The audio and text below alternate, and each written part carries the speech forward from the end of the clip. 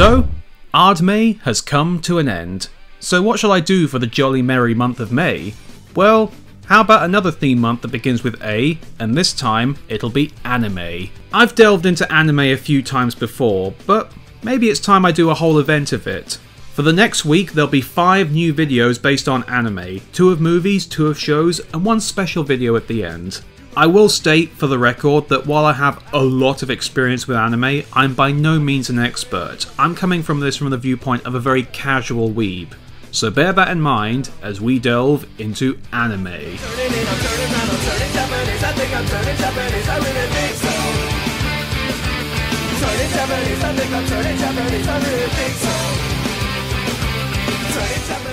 First up, we're going to take a look at one of the most famous anime movies of all time, from one of the most famous studios, Spirited Away by Studio Ghibli. I'm sure that most of you have heard of Ghibli. At this point they're pretty much the Disney of Japan, making incredibly inspiring, imaginative, and sometimes downright horrific, in a stylistic sense mind, movies that have ever come from the Pacific Rim. And of all of their movies, Spirited Away is probably their most famous. There are arguments to be made for Howl's Moving Castle, Princess Mononoke, or Ponyo, but this is often the movie that comes to mind when you think of Ghibli or Hayao Miyazaki's work. Miyazaki is considered the king of feature-length Japanese animation, to the point where even people who know nothing about Japanese animation have heard of him or some of his movies. Hell, there's a bar in Brighton named after one of his movies. And given that it is in Brighton, you go down there at a certain time and I'm sure you'll see someone trying to use their nutsack to fly as well, if they get drunk enough. But out of all of his movies, this is by far the most beloved.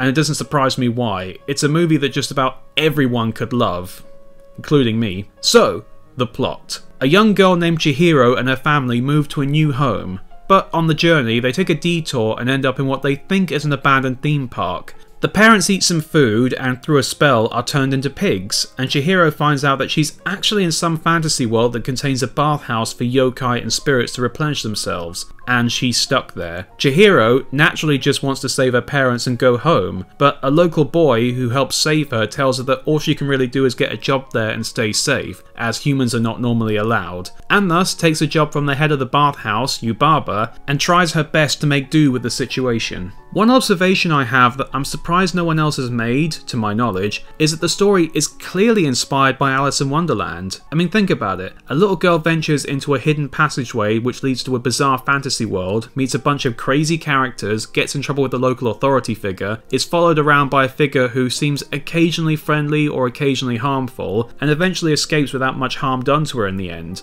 And I mean that in a good way. Miyazaki clearly took a lot of influence from Lewis Carroll when he wrote this story. It even kind of captures the same underlining theme where Alice went to Wonderland to escape her boring, mundane life, but ended up realising that there's no place like home. The same is going on here with Chihiro, where she's going into the fantasy world to subconsciously escape from the new life she doesn't want to have with moving away. That's actually kind of clever. Although granted, it was her dad that made her go in and she wasn't very keen on going in the first place, but I think the point still stands. It also reminds me a lot of Don Bluth's movies, especially in American Tail, with a young character thrown into a strange, dangerous world, separated from their parents, and asked to do what they can to help themselves and those that they meet. In fact, this also captures another great part about Alice in Wonderland in that it is one of the few stories to truly capture the pure innocence, fantasy and imagination of being a child. It really feels like a fantasy or a dream that you would have as a kid, and it completely immerses you in this world and really makes you feel like you're there. Granted, a lot of this movie doesn't make any sense, but like Wonderland or a good Tim Burton movie, you don't really care about that because you are so enchanted by the movie, and just seeing this world and the characters in it is just so enjoyable that you really don't feel like you need an explanation. Like I said, it's a children's fantasy, but we get just enough context or some rules that it doesn't feel like complete nonsense. For example, when Chihiro is allowed into the bathhouse, she's told not to wear her shoes and socks. Which makes sense. It's a bathhouse, obviously you would walk around barefoot even if you're working there. It's injecting one of those few bits of logic into such a strange situation that it bizarrely helps ground it. There is some structure and something to cling on to in terms of Chihiro. As this world is as alien to her as it is to us, it helps make it more digestible. The only issue I have with the weirdness is that because the style is so flagrantly Japanese, it can cause a bit of culture shock if you're not used to it.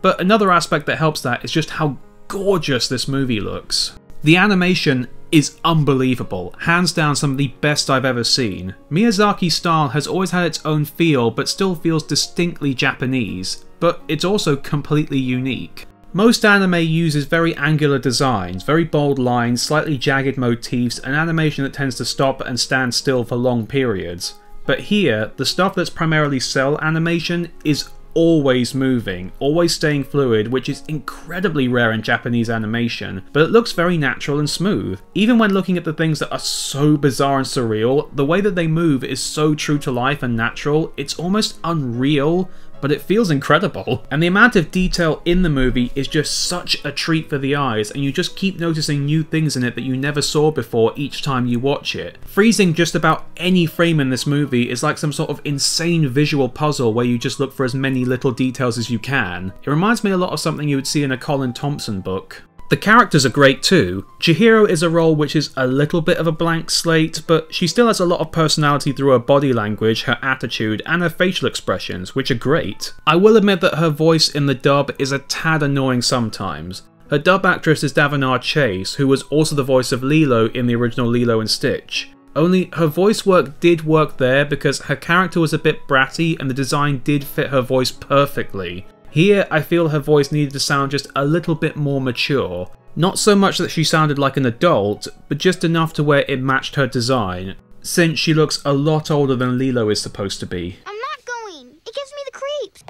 But Mom! I will admit that throughout a lot of the movie she's scared and surprised, so Chase's innocent voice does work well for those moments. But, I don't know, it just didn't quite fit or work for me. She does do a great job regardless, I just don't think it was a perfect match, though you do get used to it. Haku is also a great character. Granted, he does fall into this trope that Ghibli movies use a lot of the tall, dark, mysterious pretty boy archetype, like Hal from Howl's Moving Castle, or even the cat from The Cat Returns, which is a role that I really get sick of seeing in anime, but here he's not too bad. And it's not like Howl, where I think the only reason people like that movie is because Howl was so sexy, and that really annoys me. Haku is still a great character on his own, and is voiced by Jason Marsden, aka Max from a Goofy Movie, who is an amazing voice actor.